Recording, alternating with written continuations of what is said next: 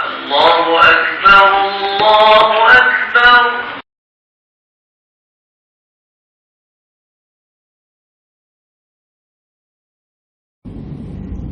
أعوذ بالله السميع العليم من الشيطان الرجيم. بسم الله الرحمن الرحيم. الحمد لله رب العالمين، والصلاة والسلام على أشرف الأنبياء والمرسلين وعلى آله وصحبه أجمعين. قال رب اشرح لنا صدورنا ويسر لنا أمورنا واحلل عقدة من لساننا يفقهوا قولنا. رب يسر ولا تعسر، رب تمم بالخير.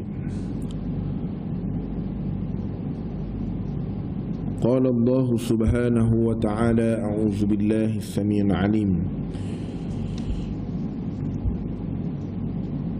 بسم الله الرحمن الرحيم. لم يكن الذين كفروا من أهل الكتاب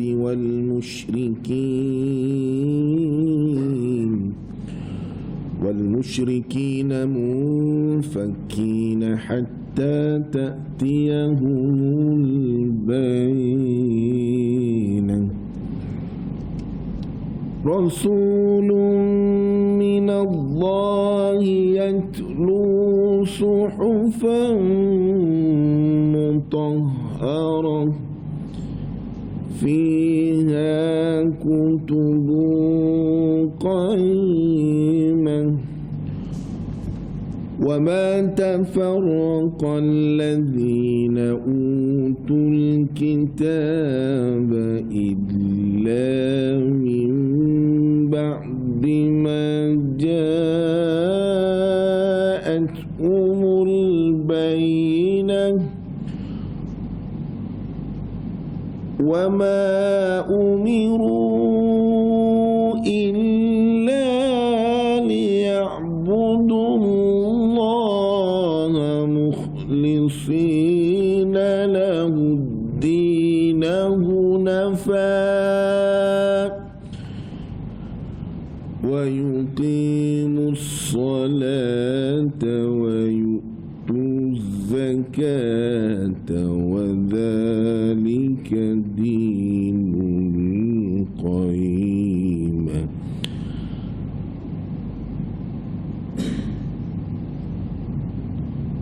Sadaqallahul Aliyul Azim. Yang saya hormati Tuan Imam yang bertugas, para Bilal serta asatizah, tuan-tuan guru, para alim ulama yang berada dalam majlis ini, muslimin muslimat rahimakumullah. Ayat ataupun surah daripada Bayyinah ini yang hamba baca tadi menyimpulkan tentang bagaimana Allah Subhanahu wa taala ingin menceritakan bagaimana kata Allah Subhanahu wa taala, lam yakunil ladzina kafaru min ahlil kitab wal musyrikin. Orang-orang yang kafir dari golongan ahli kitab dan orang-orang musyrikin yang tidak meninggalkan agama mereka, wal musyrikina munfakki hatta ta'tiyahumul bainah, dan mereka tidak meninggalkan agama mereka sampai datang pada mereka bukti yang nyata.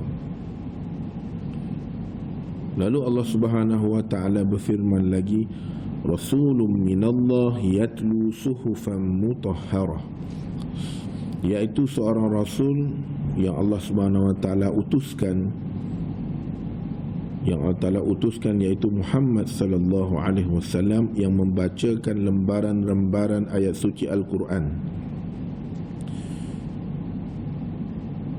Fiha kutubun qayyimah, yang mana yang dibacakan oleh Nabi Muhammad sallallahu alaihi wasallam itu terdapat isi kandungan yang sangat betul, yang lurus, yang bukan diperbuat daripada kata-katanya, malahan ia merupakan firman Allah Subhanahu wa taala, wa ma tafarraqa alladhina utul kitaba illa min ba'di ma ja'atuhumul bayyinah, dan tidaklah berpecah belah orang-orang ataupun ahli kitab melainkan setelah datang kepada mereka bukti yang nyata. Apa yang nyata itu? Wa ma umiru illa liya'budullaha mukhlishina lahud-din hunafa. Padahal mereka hanya diperintah untuk menyembah Allah mukhlishina lahud-din hunafa, yang mana ikhlas mentaati semata-mata kerana menyembah kepada Allah Subhanahu wa taala, wa yuqimus salah, dan mendirikan salat, wa yu'tu zakah wa dzalika dinul qayyimah, dan menunaikan zakat, dan mereka itu adalah agama yang lurus, iaitu agama yang benar.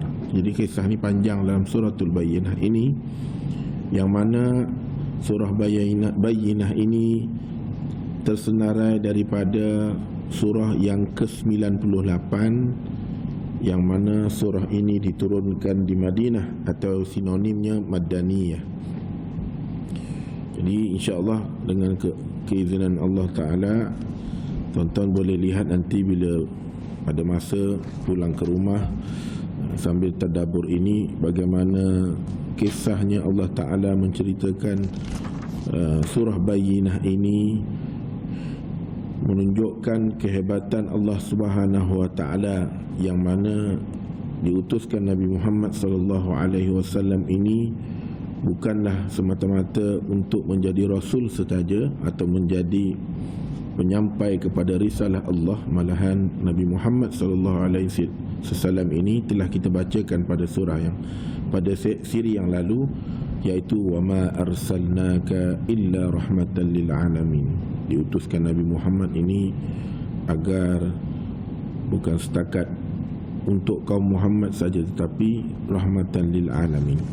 Muslimin muslimat rahimakumullah, pada malam ini kita sambung bagaimana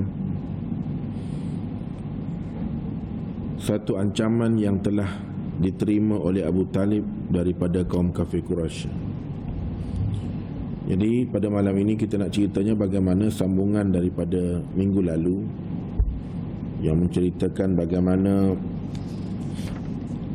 perancangan Quraisy terhadap kelompok pertama ataupun kelompok selepasnya yang memohon kebenaran dengan keizinan Nabi Muhammad SAW, dan itu juga merupakan wahyu daripada Allah Ta'ala untuk mereka berhijrah ke Habsyah, dan dengan izin Allah juga mereka mendapat perlindungan daripada raja, yang raja itu sebenarnya diketahui bahawa raja itu sangat kasar, ganas, tetapi dengan hujah-hujah yang disampaikan oleh oleh sepupu Nabi, maka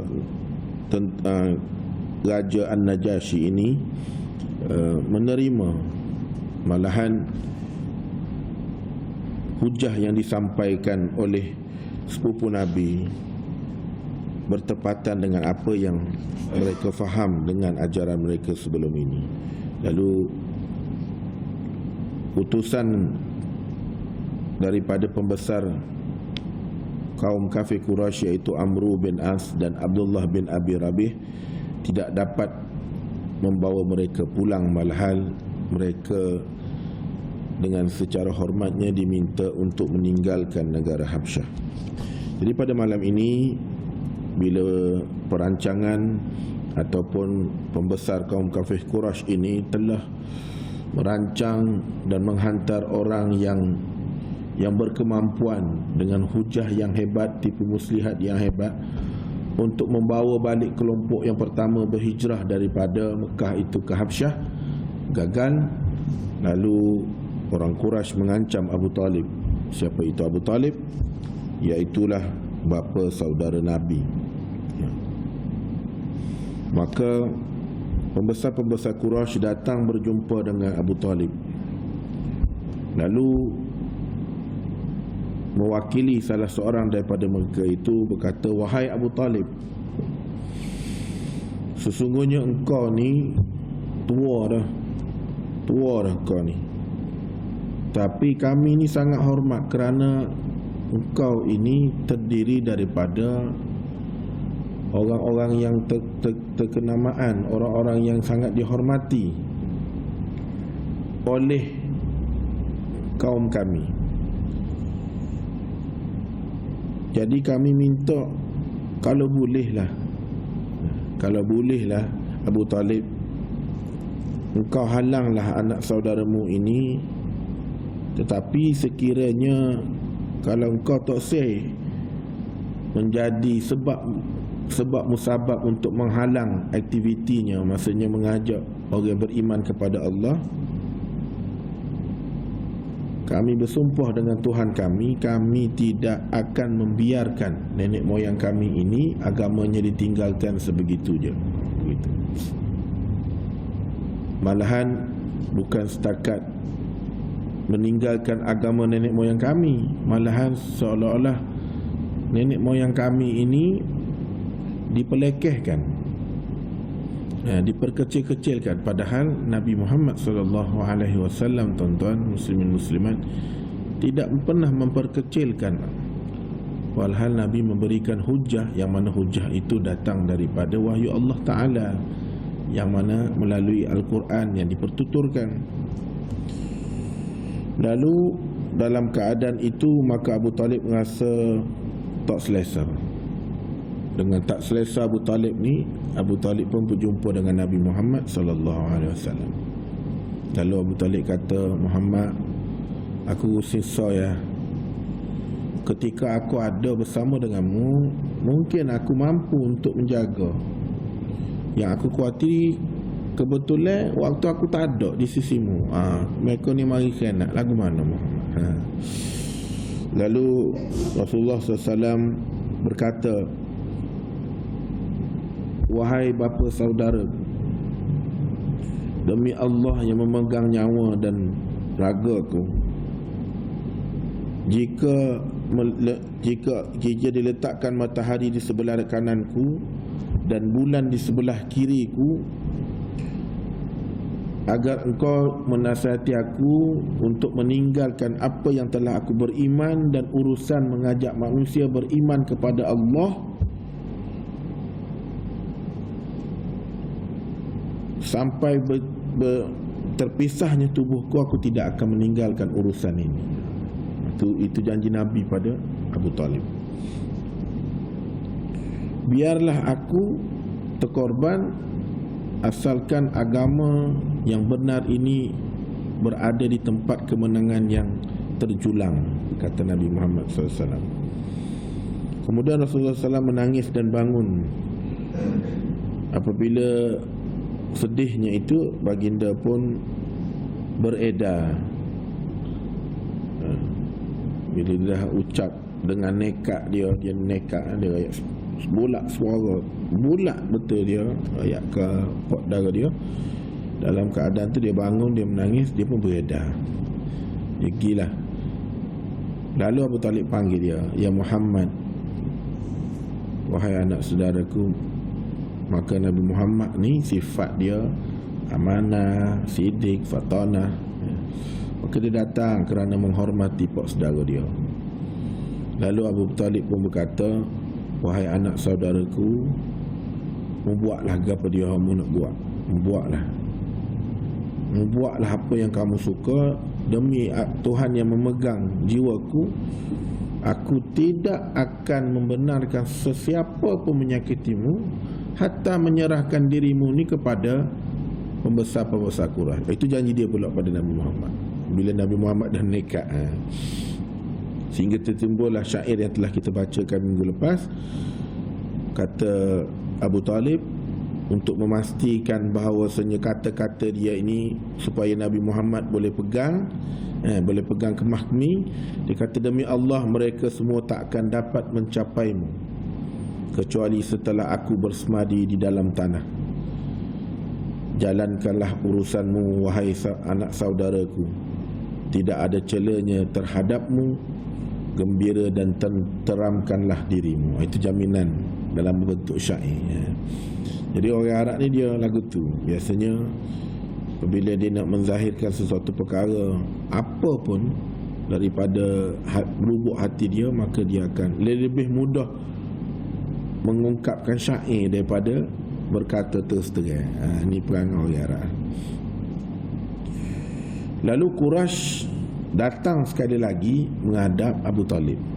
Tadi kali pertama, hari kali-kali lagi apabila pembesar-pembesar Quraisy ni melihat Rasulullah SAW terus melakukan aktiviti mengajak sebanyak mungkin kafir Quraisy di Makkah untuk menganut agama Islam, maka mengetahui juga Abu Talib ini menjadi orang yang paling penting, malahan pendamping utama untuk membenarkan Nabi meneruskan aktivitinya mengajak kaum kafir Quraisy ni masuk kepada agama Islam.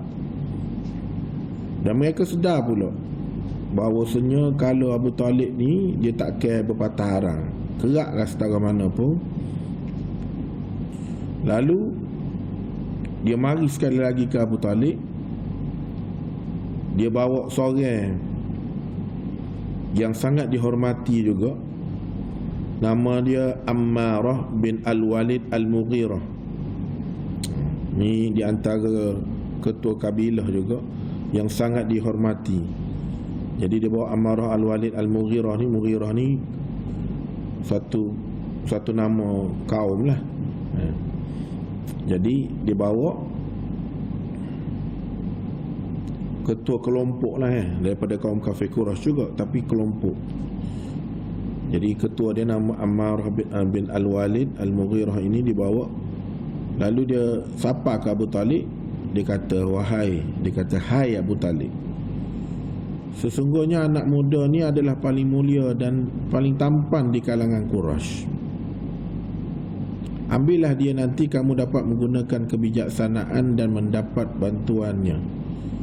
Jadikanlah ia sebagai anakmu dan serahkanlah anak saudaramu ini menggagai kamu dan nenek moyang kamu serta memecah belahkan kesatuan kamu dan memperbodohkan mereka. Jadi mu tak khabar ke Abu Talib? Dalam kaum kafir Quraisy ni, Bani Hashim ni, Muhammad ni ialah dengan kepintaran dia, dengan ketampanan dia, dengan rupawan dia apa semua, serahkanlah Muhammad ni pada kami, biar kami bunuh. Dan kami akan ganti seorang lelaki yang setanding dengan Nabi Muhammad ni. Ciri-cirinya lebih kurang lah, kata Ammarah bin Al-Walid ni. Lalu Abu Talib berkata, demi Allah, alangkah buruknya Ammarah tawaranmu tadi pada aku.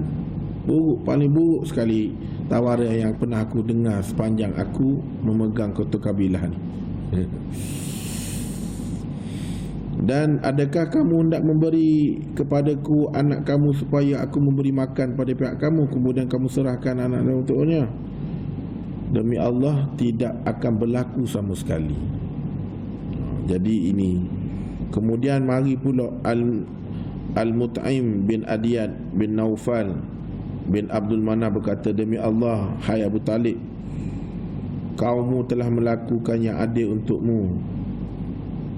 Mereka berusaha keras untuk melepaskanmu daripada engkau yang tidak engkau suka. Maknanya dia mari itu dengan keadaan terhormat lah, pesan kepada Abu Talib ni supaya Abu Talib pun tidak dapat manfaat daripada melindung Nabi Muhammad ni sampai setara tu. Tetapi Abu Talib kata, lagu mana sekalipun aku tidak akan memberikan Muhammad ini kepada siapa-siapa, dan aku akan pastikan tabatan tubuh Nabi Muhammad ni tak ada orang yang boleh sakiti dia selagi nyawaku dikandung oleh tubuh jasadku. Itu janji dia. Maka ada sumber persejarah membuktikan berlakunya pertempuran. Maknanya pergi kecil lah. Daripada berlakunya gitu, aku tak puas hati. Maka dalam keadaan itu, perkara ini berlaku pada tahun pertengahan yang mana ke-6 Hijriah, ke-6 tahun kenabian berlaku. Lalu tak jadi juga. Nabi Muhammad ni malahan dilindungi oleh Abu Talib dengan sangat ketat. Maka timbullah satu idea jahat untuk membunuh Nabi Muhammad. Bila dah minta cara molek, rayu nak tukar imbalan dia ataupun tukar ganti anak dara Abu Talib ni dengan seorang pemuda yang sama, lebih kurang sama tampan gitu kan.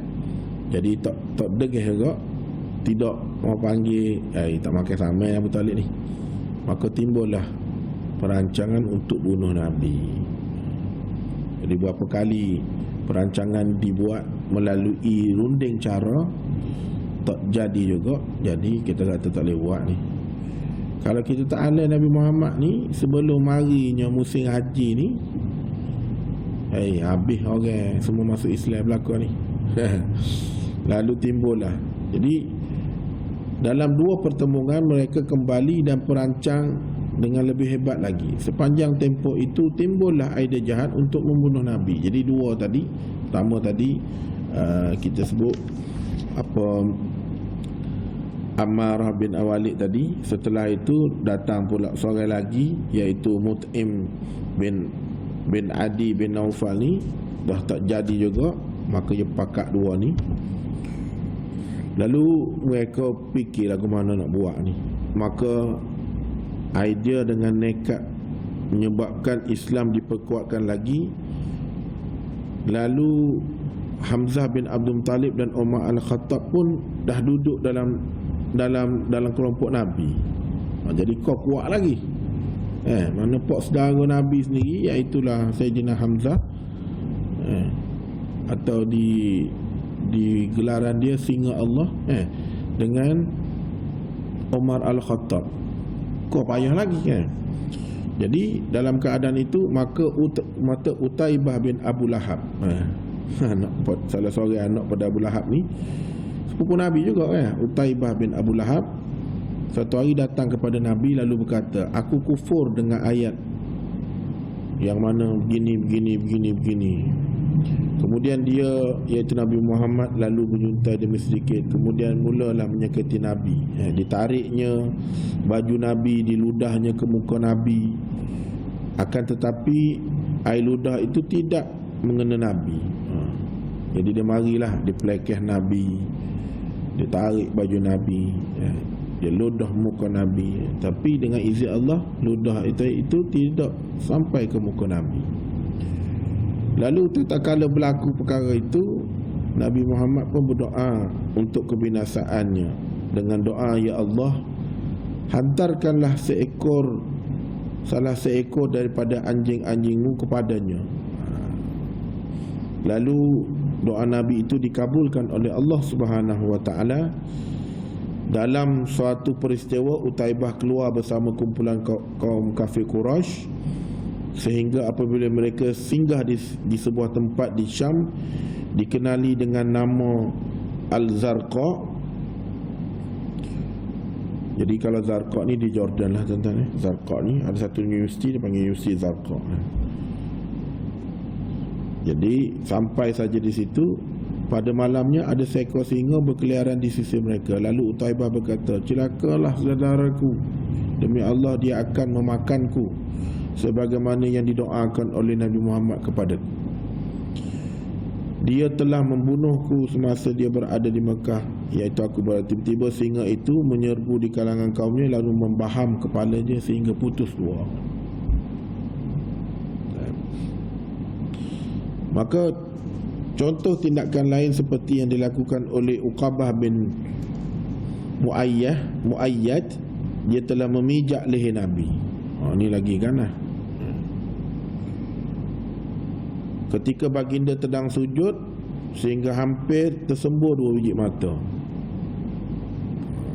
Ini lagi gana. Uqabah ni dia nekat, ketika Nabi tengah sujud, dia pijak leher Nabi ni sampai seolah-olah macam Nabi ni tersembur 2 biji mata Nabi. Ini di antara insan-insan yang menunjukkan kejahatan yang mereka lakukan bermaksud untuk bunuh Nabi. Maka sebuah hadis yang panjang diriwayatkan oleh Ibnu Sa'd berkata, Abu Jahal berkata, wahai kaum kafir Quraisy, wahai Quraisy, wahai orang-orang Quraisy, sesungguhnya Muhammad ni enggan memberhenti, melainkan terus mengaibkan agama kita. Pokokmu ni tak khabar ke? Muhammad ni terus ajak tinggalkan agama yang sebelum kita beriman dengan datuk nenek moyang kita ni, mengajak supaya masuk Islam. Mu tak rasa pelik ke? Mu tak rasa kita dihina ke? Kata Abu Lahab.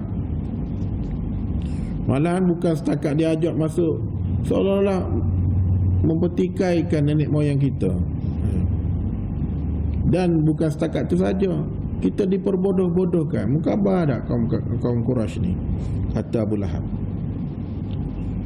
Jadi bila dalam keadaan itu, lalu dia ungkapkan, sesungguhnya kata Abu Lahab, aku berjanji kepada Tuhan akan menunggu dengan seketul batu yang seberat yang mampu untuk aku angkat, maka aku akan himpap batu tu ketika dalam keadaan Nabi sujud nanti. Tanpa tara tu. Maka ketika aku angkat batu semampu aku tu nanti, aku akan lepaskan ke atas pada Nabi ketika Nabi sujud supaya kepala dia pecah. Maka ketika itu terserahlah kepada kamu sama ada hendak menyerahkan aku untuk dibalas atau mempertahankanku. Sampai nekat Abu Lahab. Kalau apa ni, jangan sampai aku buat satu benda tindakan yang luar daripada sifat tabi'i manusia. Jadi kalau aku ni, aku nekat sampai kalau bapakmu tak cara juga tak bendung tentang aktiviti Nabi ajak orang masuk Islam ni, aku akan buat sampai setahun ni. Masa tu ikutlah bapakmu lah ke mana, nak backup aku ke, ataupun nak biarkan aku ke, atau nak serahkan aku pada pak dara dia ke, maknanya adik-beradikku juga. Setelah itu orang-orang Quraisy menjawab, demi Tuhan, kami tidak akan menyerahkan kamu kepada sesiapa pun selama-lamanya. Lakukanlah wahai Abu Talib apa yang terhasrat di dalam hati kamu. Mana disokong pula oleh pokok Quraisy ni. Jadi ceritanya, satu pagi tu Abu Jahal mengambil seketul batu seperti mana yang diberitahu dalam pertemuan dia dengan kaum Quraisy ni. Kemudian dia duduk dalam satu sudut, dia tunggu Nabi. Jadi sebagaimana seperti biasa Rasulullah SAW akan datang, lalu dia bangun, dia untuk duduk di satu kawasan ni atau tempat biasa dia semaya, dia akan semaya di situ. Ketika itu orang Quraisy telah pun pergi ke situ sambil duduk nak tengok betul ke Abu orang kata Abu Jahal ni dia buat seperti mana hak dia rancang ni, hak dia ucapkan depan kaum Quraisy dia ni. Maka ketika itu, apakah yang akan dilakukan oleh Abu Jahal nanti? Jadi apabila Rasulullah SAW sujud, Abu Jahal pun mengangkat batu tersebut, kemudian mara ke arah baginda, sehingga apabila telah hampir kepada baginda, tiba-tiba ia berpatah balik dalam keadaan berubah air mukanya. Dia dah angkat dah batu ketika Nabi sujud tadi, dia dah mari dekat dah, dia nak lepas dah batu tu. Tiba-tiba dia patah balik dengan muka dia berubah pucat si. Pada muka merah ada darah ni jadi pucat semacam orang ketakutan. Maka dia kelitan, bukan setakat tu saja, maka tangan dia pegang batu tadi tiba-tiba ketak lembek lotek, lepas batu tu. Lalu orang Quraisy pun menggumuruni dengan berkata, "Wana Abu Lahab, jadi gapo padamu ni? Tiba-tiba pelikkan ni. Molek-molek tadi dengan sehat bugar, nekat nak bunuh Nabi dengan lepas batu atas dia ketika sujud, tiba-tiba mu jadi lembik lotek gini kan?" Jawab Abu Lahab, "Aku telah pun bangun kepadanya untuk melakukan apa yang aku janjikan pada bapakmu ni mari. Tetapi aku menghampirinya, aku dihalang oleh seekor unta jantan. Demi Tuhan, aku tidak pernah melihat kepala sebesar unta yang aku tengok tu. Jadi mana ketika dia nak buat tu, ada kepala unta tu halal, supaya batu tu jatuh. Tempoh atas Nabi. Dia kata semua hidup. Dia kata dalam kalau Arab ni biasa main sopah ni. Dia kata uksim billah, atau dia kata wallah, aku tak pernah tengok dalam kehidupan aku ni kepala unta sebesar tu. Bila ditanya oleh Abu Al-Hakam, salah seorang daripada Fok Quraisy ni tanya, mana ni Abu Lahab, Abu Jahal tiba-tiba jadi pucat lesi, lepas tu ketar-ketar ni. Lepas tu dalam keadaan tu, di pangkal leher itu, unta itu serta unta-unta tua yang lain ada bagaikan bersedia untuk memakan aku. Jadi bukan satu unta aja, malah ada segelombang unta attack, cuba tahan Nabi. Malah duk kerumah dia tu seolah-olah macam nak makan dia. Tu jadi takut tu. Maka dalam hadis ni yang ditulis, yang menukilkan, berkata Ibnu Ishaq, aku diberitahu oleh Rasulullah bersabda, itulah Jibril, jika Abu Jahal menghampirnya pasti diambilnya. Ketika itu Jibril datang dalam keadaan menyelamatkan Nabi Muhammad sallallahu alaihi wasallam. Dia macam kisah ketika Siti Sarah mendapat hadiah daripada Fir'aun, kerana Fir'aun ada mengatakan Ramses II, ada mengatakan Ramses III. Gelaran Fir'aun kita sebut dah kali itu, dia merupakan gelaran raja. Jadi raja hak goda isteri Nabi Ibrahim itu namanya Ramses. Cuma ada kata Ramses II, ada kata Ramses III, hak ditenggelamkan oleh Allah tentang ni. Tapi ada mengatakan bukan Ramses yang ditenggelamkan oleh Allah ketika dia menghambat Nabi Musa, tapi Fir'aun lah sebenarnya ceritanya. Dia cuba goda ketika Nabi Ibrahim ni dengan Siti Sarah ni, dia suka berjalan, dia pergi satu negeri ke satu negeri. Jadi bila sampainya Nabi Ibrahim ke Mesir, lalu dia kata, dia utus satu utusan, dia kata bercaralah Nabi Ibrahim ni, aku nak Siti Sarah ni mari menghadap aku. Jadi ketika dia nak goda Siti Sarah ni, ada dalam kitab tu, dalam kitab ni lah, kitab asal ni dia sebut dia nak pegang lah, nak peluk, lalu dia jadi beku. Lalu dia kata, Siti Sarah berdoa lah pada Tuhanmu supaya aku dilepaskan daripada perkara ni. Lalu Siti Sarah pun doa, Allah Ta'ala bebaskan dia. Dia buat sekali lagi, beku balik, kaku gitu. Dia minta Siti Sarah berdoa lah pada Tuhan supaya aku lepas daripada kaku ni. Kali ketiga dia buat juga. Kali ketiga tu dia kata bila dia kena juga, beku juga tubuh dia, tak boleh. Kata ni Fir'aun ni, akhirnya dia minta doa lah Siti Sarah. Doa ni akhirnya terkejutlah dia kata ni berkecau-celah orang ni. Lalu dengan dia tengok sifat dengan tak taatnya Siti Sarah pada Nabi Musa ni, Nabi Ibrahim AS, dia tawar pula macam-macam lah. Dia kata buat apa lah, kahwin dengan orang tua, dah lah kahwin tua, lepas tu pula tak boleh anak kan. Jadi dia suka dengan perangai Siti Sarah ni. Lalu dihadiahkan orang yang sama hebat juga. Ada mengatakan mundi, ada yang mengatakan sebahagian daripada keluarga dia, ada yang mengatakan anak dia. Lalu dihadiahkan ke Siti Sarah, iaitulah Hajar, Siti Hajar. Tu dapat Siti Hajar tu. Jadi bila balik jumpa Nabi Ibrahim, dia kata, mana tadi mungkin seorang tiba-tiba balik dua orang ni. Dia kata tadi ginilah nak berlaku gini cerita kata lelaki dia. Tapi oleh kerana aku doa pada Tuhan untuk selamatkan dia kamu. Lepas tu aku pun tidak terima tawaran dia gitu. Aku tetap denganmu sebagai suamiku. Lalu dia suka, lalu dia bagi Siti Hajar ni kepada aku. Jadi bila dia bagi Siti Hajar, seolah-olah macam hamba ataupun peneman lah kepada Siti Sarah ni. Tapi payahlah Nabi Ibrahim nak pergi mari munggu tidak ada orang yang mahram, mana ada orang luar dalam kumpulan dia, dalam keluarga dia, payah.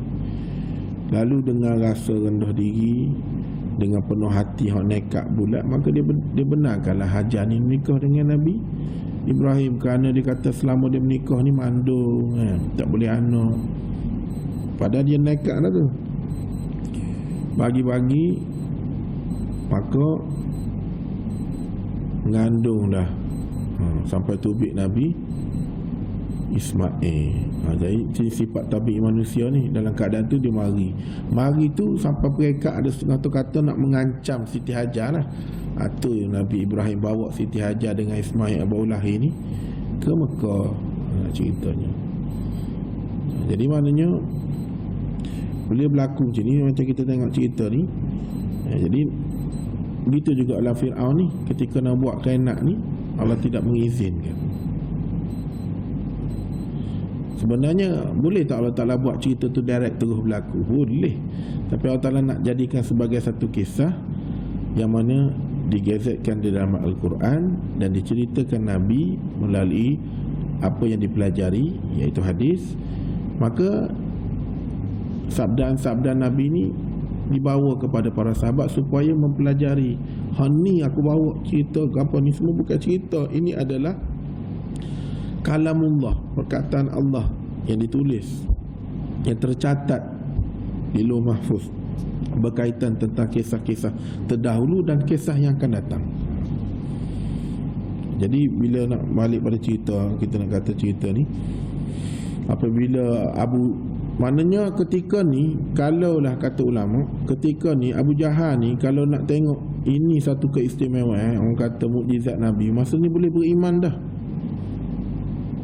Maknanya dia sendiri angkat batu, dia sendiri nekat, dia sendiri nak tu, tapi dihalang oleh Jibril AS berupa bentuk paluta.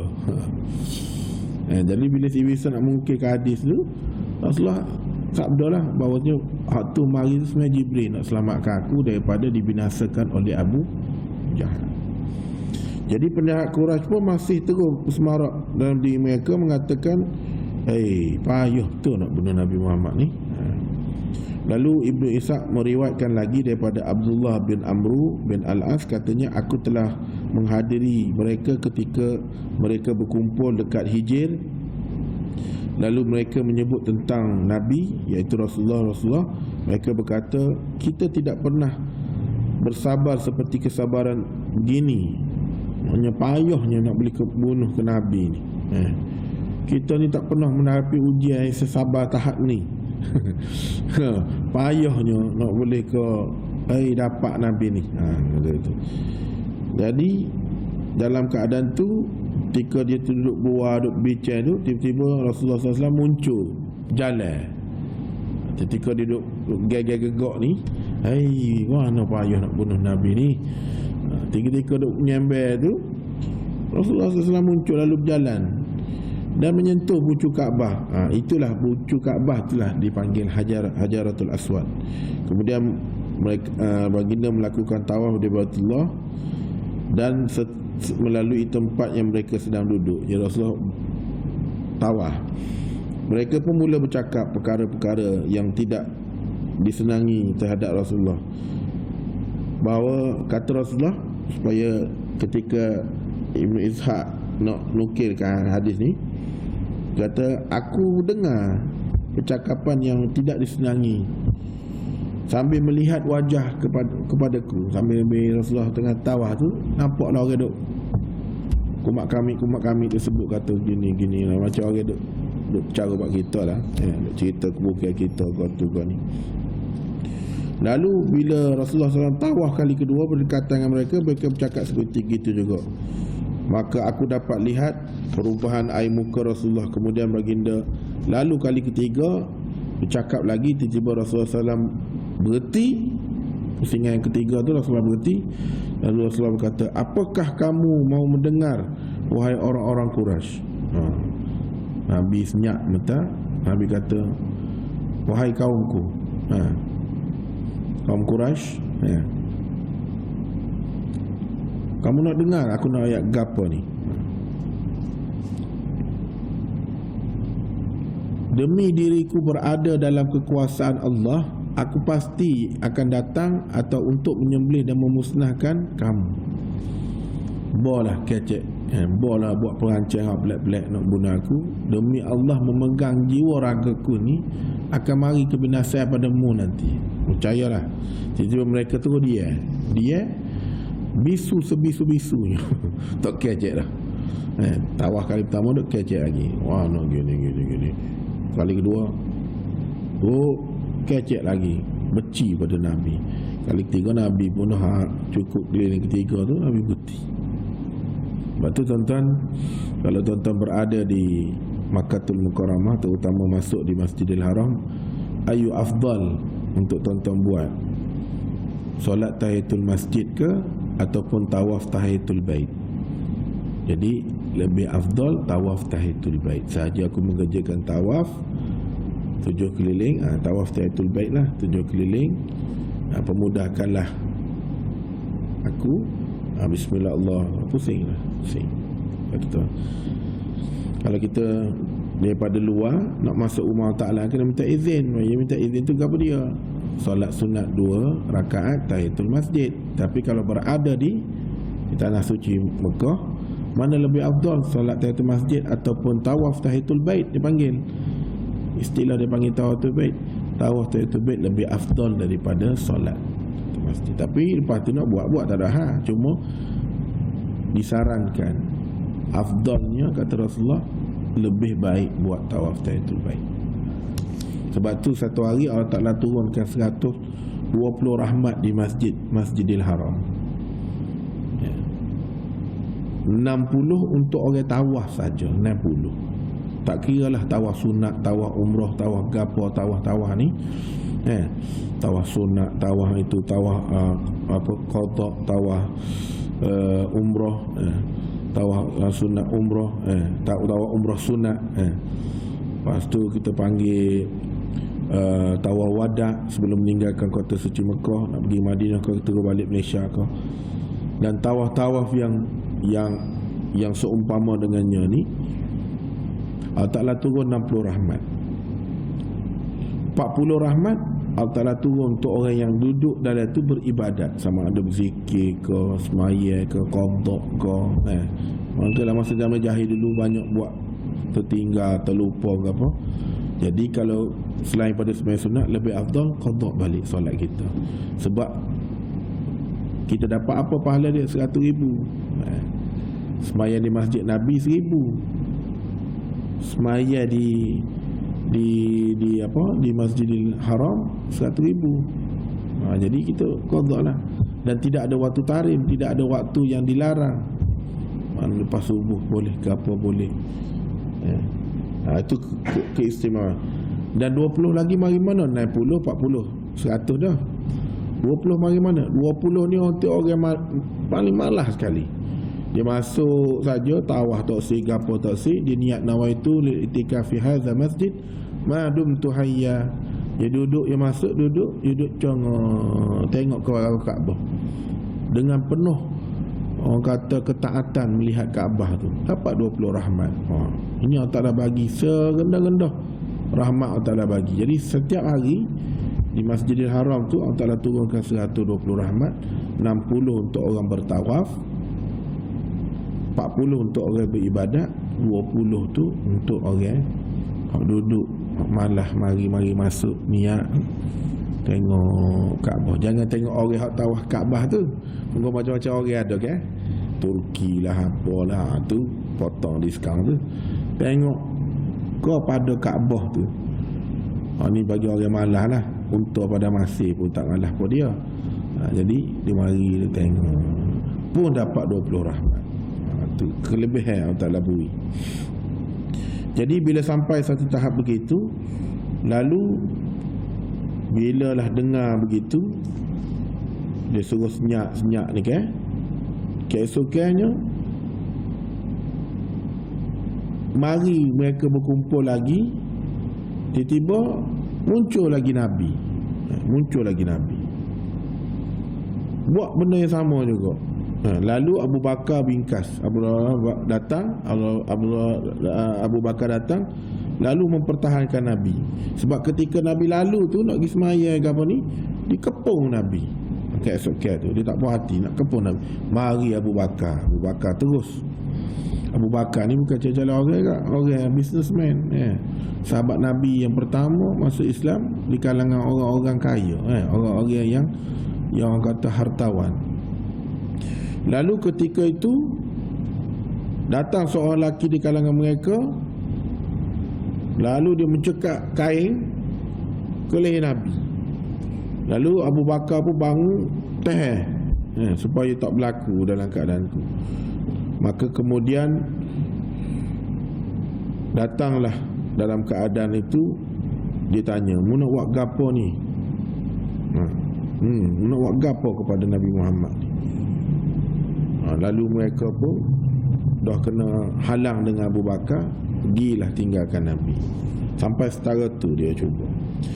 Malahan dalam riwayat hadis, satu riwayat hadis daripada Imam Bukhari menyebut sebuah hadis, iaitu daripada Urwah bin Az-Zubair, katanya, aku bertanya pada Ibnu Umar bin As,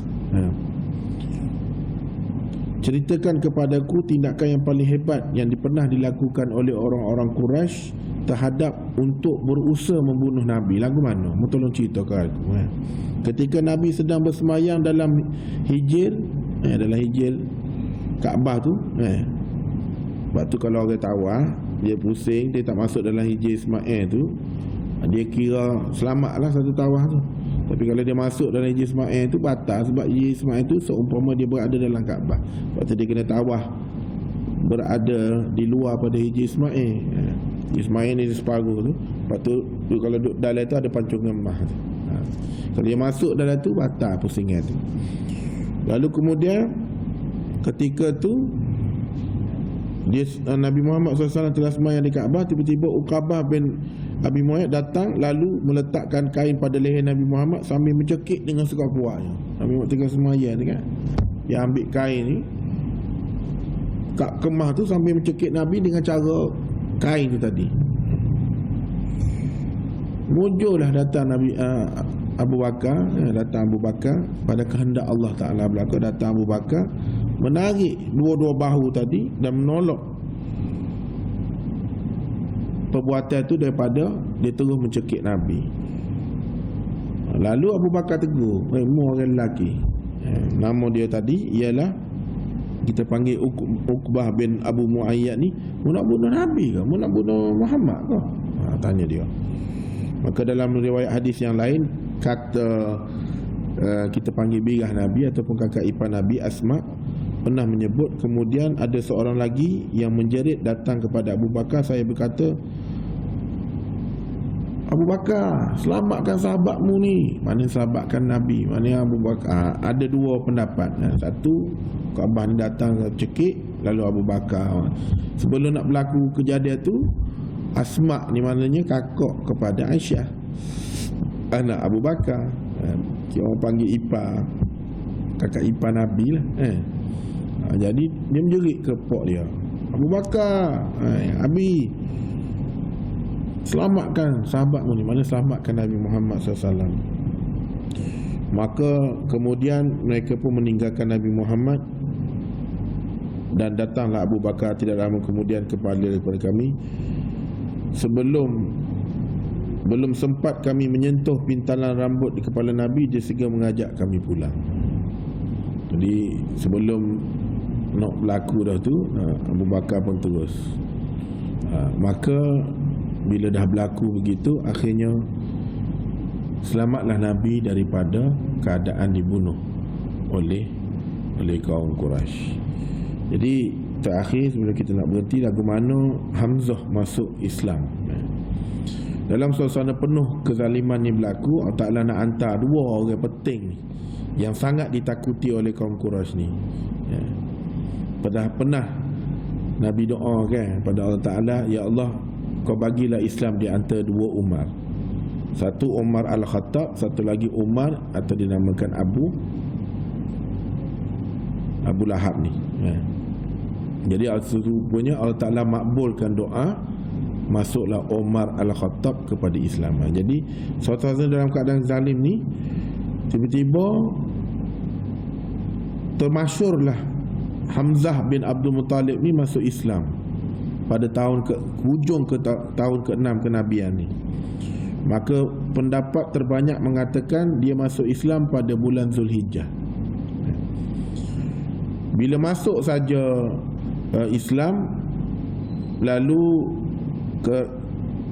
Rasulullah SAW diam dan tidak bercakap. Kemudian Abu Jahal memukul baginda dengan seketul batu di kepalanya sehingga luka berdarah. Kemudian dia pergi ke tempat perkumpulan Quraisy di sisi Kaabah, lalu duduk sama mereka. Ketika peristiwa itu, seorang perempuan nama Maula, iaitu khadam kepada Abdullah bin Ja'an, memerhatikan dari tempat kediaman di atas Bukit Safa. Maka tidak lama kemudian Hamzah pun pulang daripada berburu sambil memegang busa panah. Lalu wanita khadam kepada Abdullah bin Ja'an ni tadi beritahu ke Hamzah. Dia kata, Hamzah, anak daramu ni kena katok dengan adik-beradikmu nama Abu Jahal. Dia katok sampai berdarah. Mana. Dia berkeluar tanpa tu. Akhir sekali dia pun cari Hamzah bin Abdul Muttalib cari Abu Jahal. Apabila masuk ke masjid, dia pun berdiri dekat Abu Jahal lalu berkata, Hai si punggung kuning. Kemudian Hamzah memukul dia dengan busa panah. Hamzah terus tear dia dengan busa panah. Maka berdarahlah Abu Jahal. Lalu bangkitlah beberapa orang lelaki daripada Bani Bakhzum, daripada Abu Jahal, dan bangkitlah Bani Hashim daripada Hamzah. Kemudian Abu Jahal berkata, tinggalkanlah Abu Amarah ni, kerana aku telah mencari anak saudaramu dengan cara yang buruk. Jadi kata, padailah, lepaskan akulah. Jadi dia mengakulah perkara ni berlaku ni sebab aku menyakiti anak saudaraku sendiri. Aku celah, aku katok. Jadi tak payahlah balas ke anak.